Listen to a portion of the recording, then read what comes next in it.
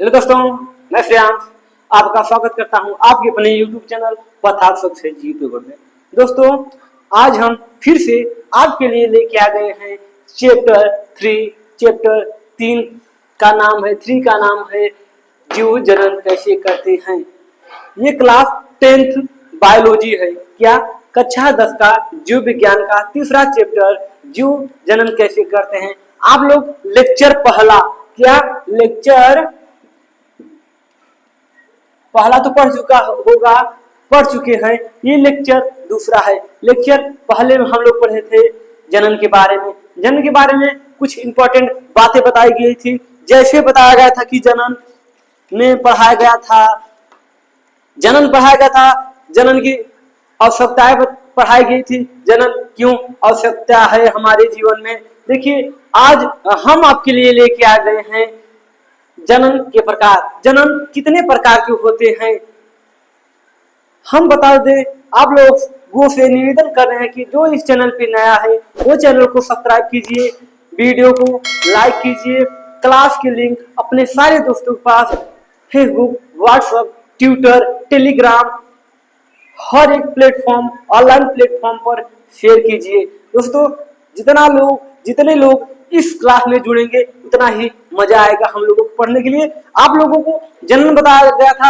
जनन वह प्रक्रिया है, क्या मेरे प्यारे भाई, मेरी प्यारी सी बहन, जनन वह प्रक्रिया है जिसमें कोई भी जीव अपने समान, अपने जैसी संतान को उत्पन्न कर सकते हैं। उसे हम लोग जनन कहते हैं। दोस्तों, जनन क्यों आवश्यकता है।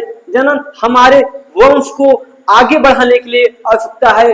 अगर किसी भी जीव में जनन की क्रिया ना हो तब संतान नहीं होंगे और हम लोगों का वंश खत्म हो जाएगा। क्या होगा दोस्तों? वंश खत्म हो जाएगा। अब हम लोगों का आज के लेक्चर में पढ़ेंगे जनन के प्रकार। जनन कितने प्रकार के होते हैं हम आपको बता दें। जनन 2 प्रकार के होते हैं। कौन कौन से होते हैं चलिए यहाँ पर देखते हैं बोर्ड पर। जनन कितने प्रकार के होते हैं? 2 प्रकार के होते हैं। वे भी कौन कौन से होते हैं देखिए, हम लोग इसे बॉक्स में कर दें। ये हो गया। जनन कितने प्रकार के होते हैं? जनन 2 प्रकार के होते हैं। पहला क्या है? लैंगिक जनन। क्या? पहला अलैंगिक जनन लिख दे रहे हैं।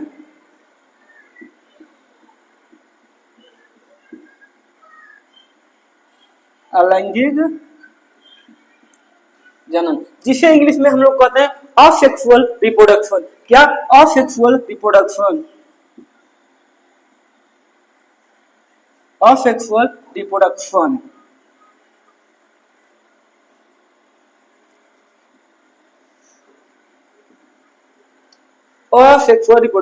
और दूसरा क्या है?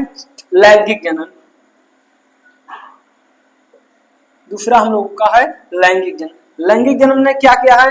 लैंगिक जनन में क्या आते हैं, क्या कौन कौन से जीव आते हैं, सभी आपको बताया जाएगा। पहले हम लोग लिख दें लैंगिक जनन।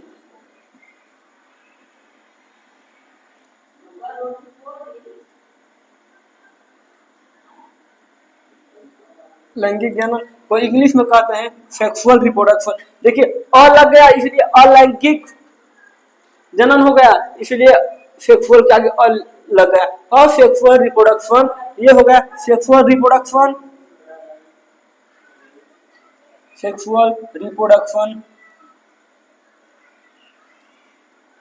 देखिए दोस्तों, लैंगिक जनन अलैंगिक जनन क्या होता है आप लोग समझिए।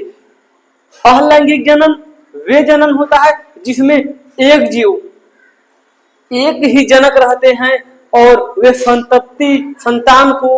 संतान का निर्माण करते हैं। लेकिन ये जो लैंगिक जनन है इसमें 2 जनकों का होना आवश्यक है, जरूरी है। क्यों? इसमें तो एक ही जनक रहेंगे। वे जो है अपने समान संतान का निर्माण कर लेंगे। लेकिन लैंगिक जनन में ऐसा कुछ भी नहीं है। जब तक जो 2 जीव नर या मादा ना मिलेंगे तब तक अलैंगिक की क्रिया लैंगिक की क्रिया नहीं होगी, रिप्रोडक्शन नहीं होगा। अब देखते हैं इसमें जैसे आता है अमीबा, क्या आता है अमीबा। अमीबा ये अकेले एक नई संतान का निर्माण कर सकता है। कैसे, चलिए हम लोग डायग्राम से समझते हैं कि ये कैसे संतान का निर्माण कर सकता है। देखिए ये हो गया हम लोगों का टेढ़ा मेढ़ा अमीबा। अमीबा में एक केंद्रक पाया जाता है, ये केंद्रक है, ये अमीबा है, अमीबा के अंदर केंद्रक है। अब अमीबा सोचेगा कि हाँ अब हमें भी संतान की जरूरत है, संतान हम भी निर्माण करेंगे। तब ये क्या करेगा, ये आगे क्या करेगा,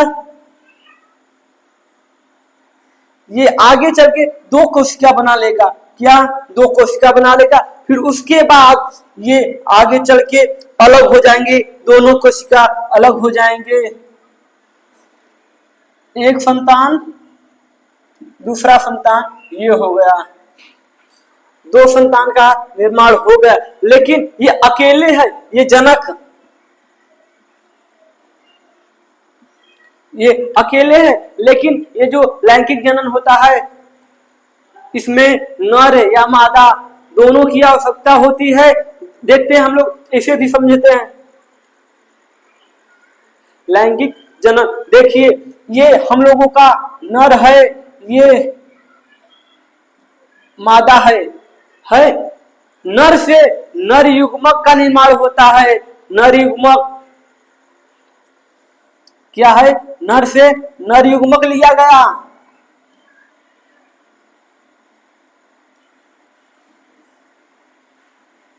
युग्मक लिया गया, मादा से मादा युग्मक लिया गया। अब आप लोग सोच रहे होंगे कि ये युग्मक कहां से लिया जाता है।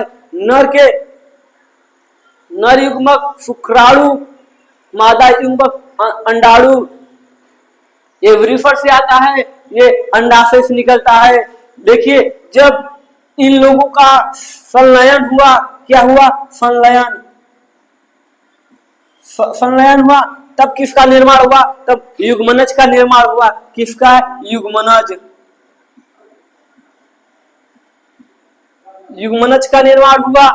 तब युग्मनज में अर्धसूत्री विभाजन होगा। क्या होगा, अर्धसूत्री विभाजन।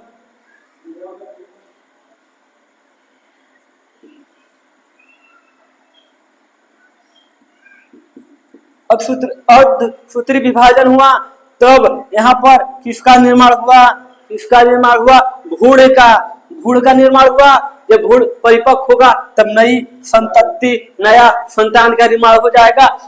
लैंगिक जनन में इतनी क्रिया होने के बाद संतान उत्पन्न होता है। लेकिन अलैंगिक में बस इसका मन किया हमको डबल होना है, केंद्रक बनाएगा, केंद्रक विभाजित हो जाएगा। अभी हम लोग पढ़ेंगे विखंडन के बारे में, उसमें बताया जाएगा कि ये विखंडन कैसे होता है। मान लीजिए ये हमारा अमीबा है, हम इसे बीच से, कहां से, बीच से काट दिए, ये दो हो गया। देखिए जैसे ये है, दो केंद्रक बन गया, बीच से काट दिए, दो अमीबा तैयार हो गया। लेकिन लैंगिक जनन, सेक्सुअल रिप्रोडक्शन में ऐसा नहीं होता। नर से नर युग्मक लिया जाता है, मादा से मादा युग्मक, दोनों संलयन होता है, तब क्या बनता है, युग्मनज। क्या बनता है, युग्मनज बनता है। इसमें अर्धसूत्री विभाजन होता है। उसके बाद युग्मनज से भ्रूण का निर्माण होता है, भ्रूण से तब नए संतान होते हैं, नई संतान का निर्माण होता है। दोस्तों अब हम इसी को अपने भाषा में लिख कर समझाते हैं कि हाँ लैंगिक जनन क्या है, अलैंगिक जनन क्या है। ये तो आप लोगों को समझ में आ गया होगा। ये दो प्रकार के होते हैं, लिख लीजिए यहाँ पर। जनन दो प्रकार के होते हैं, जनन दो प्रकार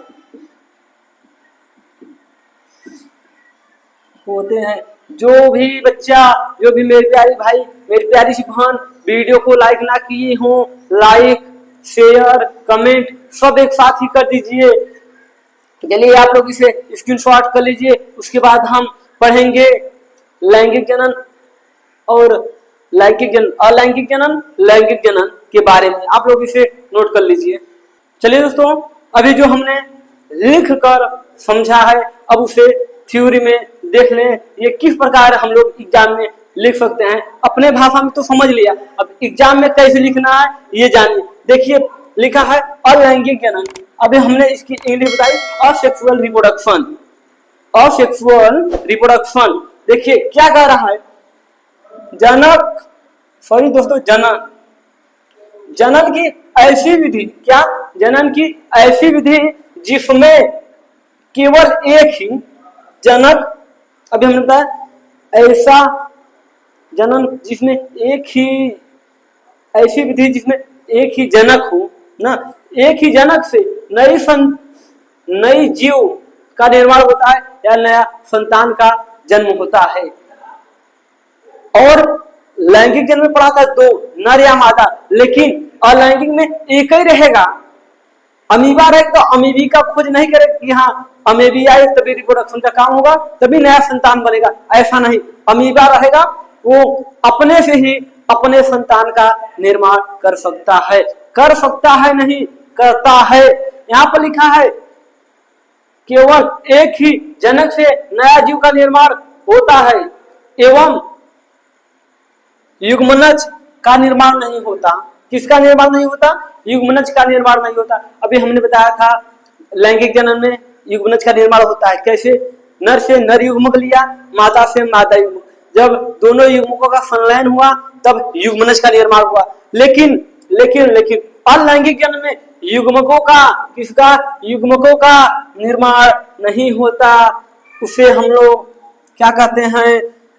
अलैंगिक जनन कहते हैं। क्या? अलैंगिक जनन कहते हैं। आप लोग फिर से समझिए, जनन की ऐसी विधि जिसमें एक ही जीव, एक ही जनक से नई संतान, नया जीव उत्पन्न होता है, उसे हम अलैंगिक जनन कहते हैं। अलैंगिक जनन में युग्मनज का निर्माण नहीं होता। किसका निर्माण नहीं होता? युग्मनज का निर्माण नहीं होता। अभी हमने चित्र में बताया कि ये जैसे हो गया हम लोगों का अमीबा, ये केंद्रक है। ये अमीबा जो है इसे किसी दूसरे, किसी साथी की जरूरत नहीं होगी, ये अपना संतान स्वयं पैदा कर सकता है। ये होगा, देखिए उदाहरण में हम लोग लिखे अमीबा और प्लेनेरिया, ये तो हो गया अमीबा का चित्र। प्लेनेरिया कैसा होता है ये देखिए, प्लेनेरिया का ये हो गया,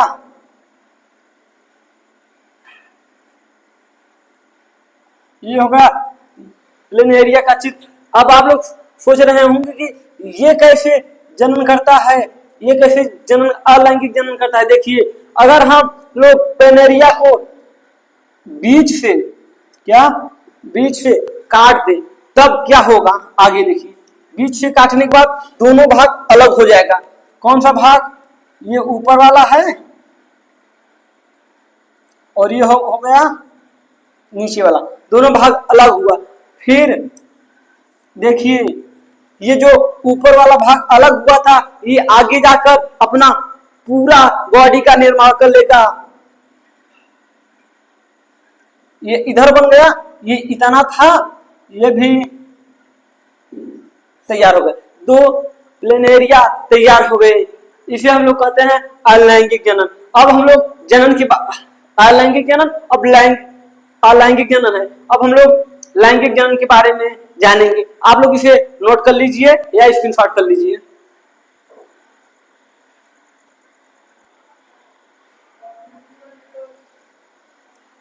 चलिए दोस्तों, अभी जो हमने लैंगिक जनन में पढ़ा था, अलैंगिक जनन में जो पढ़ा था उसे परिभाषित कर चुके।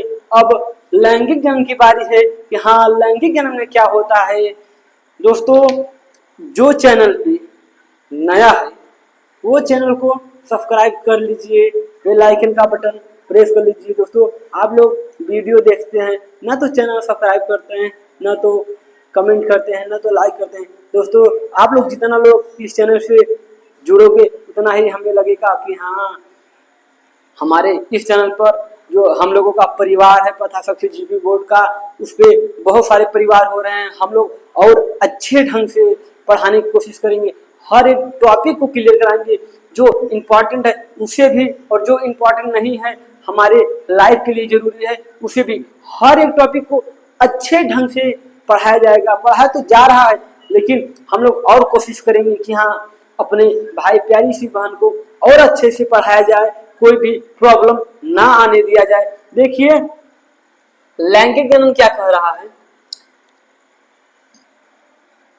प्रजनन की वह क्रिया जिसमें नर से, अभी हमने बताया ना लैंगिक जनन में नर से नर युग्मक लिया जाता था, मादा से मादा युग्मक। देखिए यहाँ पर लिखा है नर से नर युग्मक और मादा से मादा युग्मक। अब देखिए नर युग्मक यानी कि कहा जाए शुक्राणु कहते हैं, मादा युग्मक अंडाणु को कहते हैं। शुक्राणु अंडाणु जब आपस में मिलते हैं तब वो युग्मनज का निर्माण करते हैं। किसका? युग्मनज का निर्माण करते हैं। उस करने के बाद नए जीव की उत्पत्ति होती है। लिखा है मादा युग्मक से मादा से मादा युग्मक मिलने से युग्मनज द्वारा नए जीव की उत्पत्ति होती है, नया जीव बनता है, नया बेबी आता है हमारे घर में, तब उसे लैंगिक जनन कहा जाता है। क्या कहा जाता है? लैंगिक जनन कहा जाता है। देखिए जैसे मानव भी लैंगिक जनन करते हैं, पक्षी भी लैंगिक जनन करता है, हर एक जानवर भी लैंगिक जनन करते हैं, और भी हैं जो लैंगिक जनन करते हैं। दोस्तों जनन अपने वंश को आगे बढ़ाए रखने के लिए करता है। क्या करता है? अपने वंश को आगे बढ़ाए रखने के लिए कि हमारा वंश चलता रहे। जैसे मान लीजिए ये जो पक्षी है ये जनन की क्रिया ना करे, तब धीरे धीरे जितने भी पक्षी हैं, मान लीजिए 100 पक्षी हैं हमारे पास, 100 पक्षी हैं, 50 नर 50 मादा। अगर ये जनन की क्रिया ना करे, क्या ये जीवन भर जीवित ही रहेंगे? नहीं, इनका मरने का भी डेट फिक्स कर दिया गया कि हाँ ये इतने दिन में ये एक्सपायर कर जाएंगे। अगर ये जनन क्रिया नहीं करेंगे तो धीरे धीरे कम ही होंगे, इनका डेट होगा तो ये कम होंगे। अगर जनन की क्रिया करते रहेंगे इनकी संख्या में वृद्धि होती रहेगी। ऐसे ही करके इनका जो वंश है, पंछियों का वंश है, आगे बढ़ता रहेगा। इसी प्रकार सभी जीवों में होता है लैंगिक जनन। अलैंगिक जनन आपको बता दिया गया कि वे जनन की वह प्रक्रिया जिसमें एक जनक नए संतान का निर्माण कर सकता है, लेकिन लैंगिक जनन में ऐसा कुछ भी नहीं होता। क्यों नहीं होता?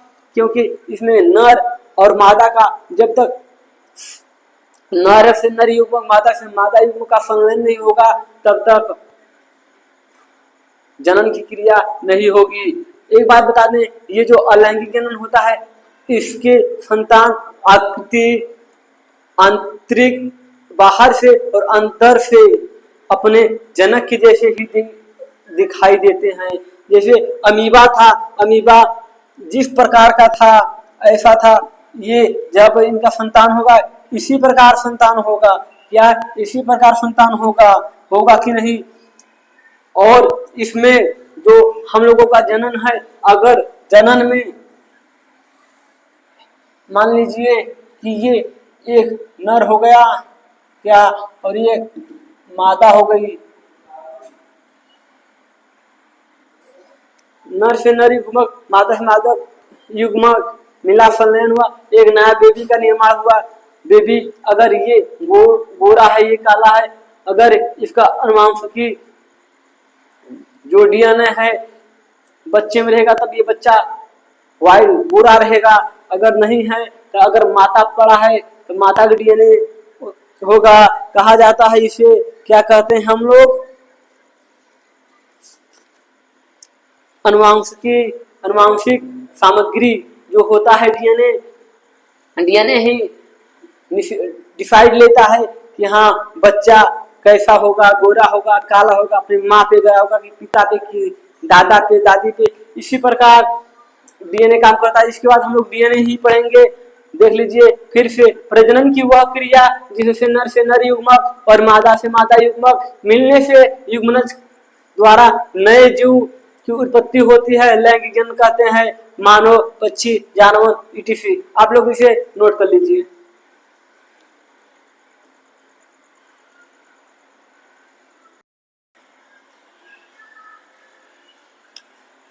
चलिए फिर से आपके लिए लेके आ गए हैं जीवों में लैंगिक जनन। अभी हम लोगों ने लैंगिक जनन पढ़ा। जीवों में लैंगिक जनन देखिए, जीवों में लैंगिक जनन विभिन्न प्रकार का होता है। ये जो हम लोगों का लैंगिक अलैंगिक जनन, सॉरी दोस्तों, अलैंगिक जनन जो है वो विभिन्न प्रकार में होता है। बहुत सारे इसके प्रकार हैं। हम लोग आज पढ़ेंगे कि हाँ अलैंगिक जनन के प्रकार। देखिए पहला लिखा है क्या, विखंडन। विखंडन विधि, दूसरा हो गया मुकुलन, तीसरा खंडन, चौथा बीजाणु, पांचवा कायिक प्रवर्धन। 5 प्रकार लिखा गया है। विखंडन, विखंडन का अर्थ होता है टूटना। मुकुलन, खंडन, बीजाणु, कायिक परिवर्तन। लेकिन आज हम लोग बस विखंडन ही पढ़ेंगे। नेक्स्ट वाले टॉपिक में लेक्चर तीसरा में मुकुलन, खंडन, बीजाणु, कायिक परिवर्धन के बारे में पढ़ेंगे। लेकिन आज हम लोग ओनली वन कहा जाए तो आज सिर्फ विखंडन के बारे में पढ़ेंगे। विखंडन क्या होता है, विखंडन भी 2 प्रकार के होते हैं। कौन कौन से प्रकार हैं वे हम जानेंगे। देखिए लिखा है विखंडन। क्या लिखा है, विखंडन। पूर्ण विकसित जीव, जब जो जीव है वो पूर्ण रूप से विकसित हो जाता है। अभी हम लोगों ने अमीबा पढ़ा कि अमीबा कैसे अलैंगिक जनन करता है। उसी का उदाहरण लेंगे हम लोग विखंडन में ही। मान लीजिए अमीबा जो है हम लोगों का वे पूर्ण रूप से विकसित हो गया, पूर्ण रूप से विकसित हो गया, 2 भागों में विभाजित हो जाता है।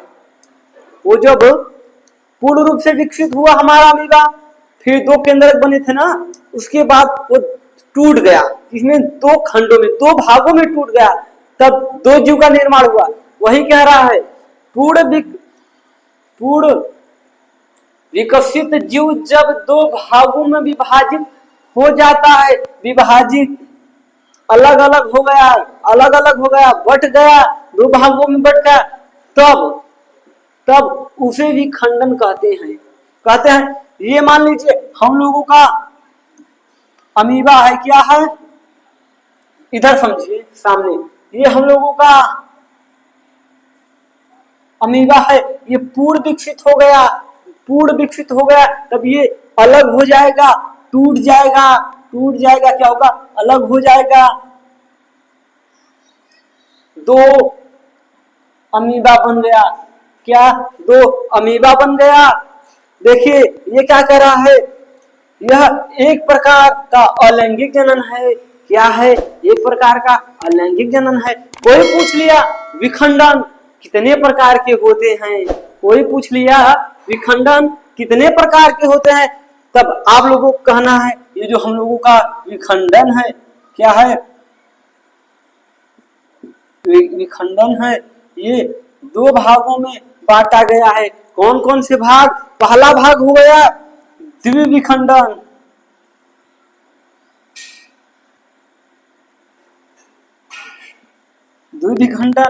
और इसका दूसरा भाग हो गया बहुविखंडन। क्या, बहुविखंडन।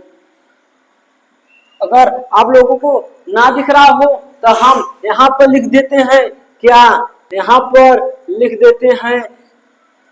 इसे आप लोग समझ लिए कि यहाँ विखंडन पढ़ना है, मुकुलन पढ़ना है, खंडन पढ़ना है, बीजाणु पढ़ना है, कायिक परिवर्तन पढ़ना है। हम इसे मिटा दे रहे हैं, इतना बस। मिटा दिए। और देखिए ये जो हम लोगों का खंडन है, विखंडन है, ये दो भाग इसके होते हैं। कौन कौन सा? पहला लिख दिए द्विविखंडन। क्या? द्विविखंडन। दूसरा हो गया बहुविखंडन।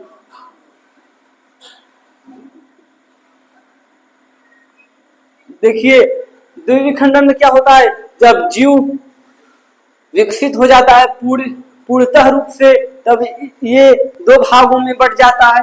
कितने भागों में? दो भागों में बढ़ जाता है। जिस प्रकार अभी हम अमीबा को बांटे थे, और लेकिन ये जो बहुखंडन है, ये जब विकसित होगा, ये बहुत सारे खंडों में, छोटे छोटे बहुत सारे खंडों में विकसित हो जाएगा। अब हम लोग पढ़ेंगे द्विखंडन के बारे में, उसके बाद बहुखंडन के बारे में। आप लोग इसे नोट कर लीजिए।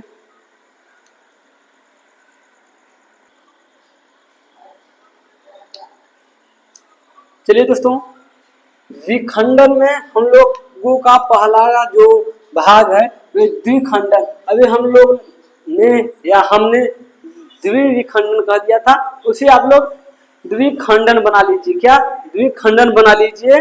गलती से द्विविखंडन हो गया था, वे द्विखंडन है। देखिए द्विखंडन क्या होता है, किसी कोशिका का दो भागों में विभाजित होकर दो नए जीवों का निर्माण करना द्विखंडन कहलाता। अभी हमने बताया था कि जब कोशिका द्वि भागों में विभाजित होकर दो जीवों का निर्माण करता है, दो जीवों का निर्माण करता है, तो उसे हम लोग द्विखंडन कहते हैं। अनेक जीवाणु तथा प्रोटोजोआ इस विधि से विभक्त हैं होगा इससे, क्योंकि युगलिना कहता है हमें ऐसे काटो कि ये जो हमारे मूंछ है, हमारे अगले वंश में भी जाए, हमारे अगले संतान में भी जाए। अगर हम लोग ऐसे काट दिए, ये मूंछ अलग ये अलग, दूसरे संतान में तो गया ही नहीं। इसलिए युगलिना कहता है हमें नीचे से काटो। कहां से? नीचे से काटो। इस प्रकार काटो कि ये जो मूछे हैं ये दो हो जाएं। एक भाग इस तरफ का, पहला भाग, दूसरा भाग। पहले भाग में भी मूछे रहे, दूसरे वाले जीव में भी मूछे रहे, इसी को युगलिना कहते हैं। युगलिना को हम लोग काट दिए, ये दो अलग अलग हो गया, इसमें भी मूछे हैं, उसमें भी मूछे हैं। अमीबा तो हम लोग बार बार पढ़ते आ रहे हैं, आप लोग इसे नोट कर लीजिए। उसके बाद हम बहुखंडन के बारे में बताते हैं, आप लोग इसे अच्छे ढंग से नोट कर लीजिए।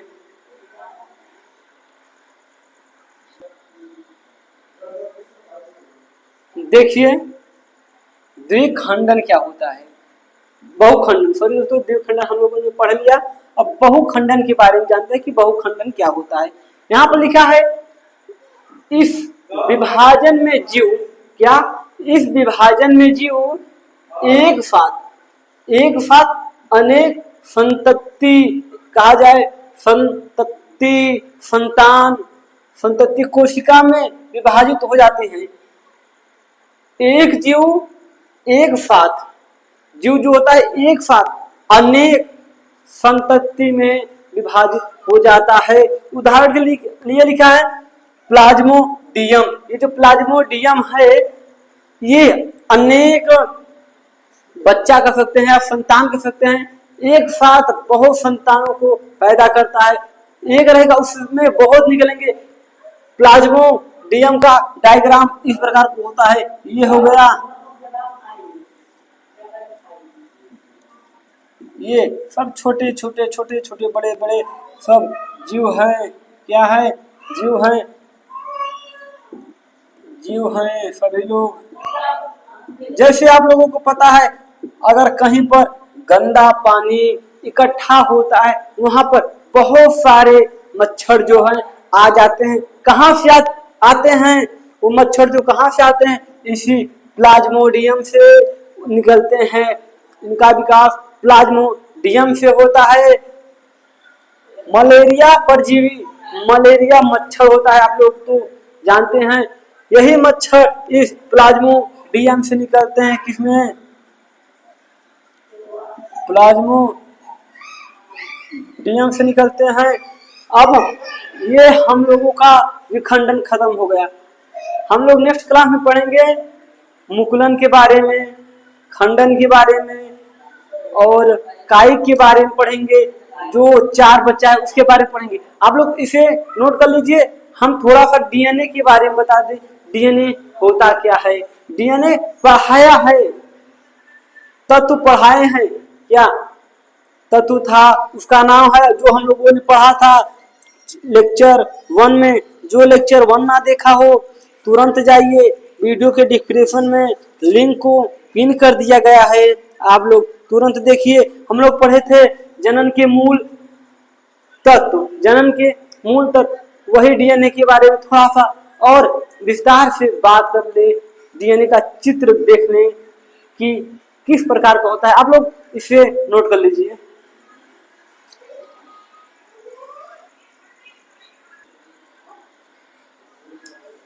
चलिए डीएनए के बारे में जान लेते हैं।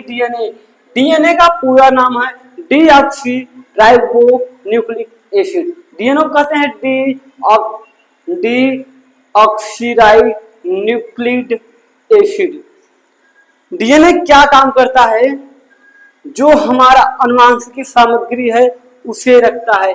जैसे हमारे दादाजी बड़े हैं तो उनके बेटे या उनके नाती पोते जो होते हैं वे भी बड़े रहेंगे।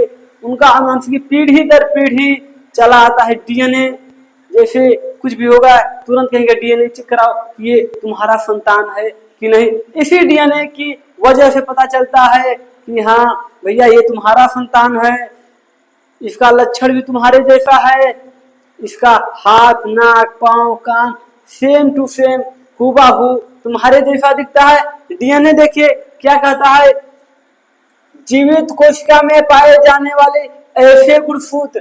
डीएनए ऐसा गुणसूत्र है जो उपजीव की संरचना और उपजीव के गुण को परिभाषित करता है। उस गुण सूत्र की परिभाषित करता है गुणों को कि हाँ भैया ये जो हम लोगों ने बॉय बनाया था, ये बॉय अगर इसकी शादी हो गई, इसका नाक जो बड़ा है, तब शायद अगर इसका अनुवांशिक सामग्री इसके बच्चे में गया तो इसके बच्चे का भी नाक जो है वो बड़ा हो सकता है, होगा। लिखा है डीएनए कोशिकाओं में पाए जाने वाली घुमावदार सीढ़ी जैसी संरचना होती है।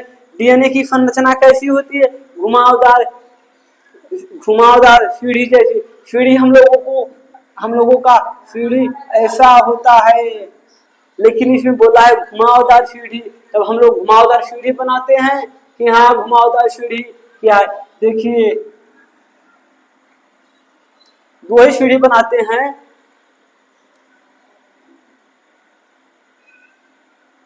बन गया। डीएनए की संरचना इसी प्रकार रहती है। मान लीजिए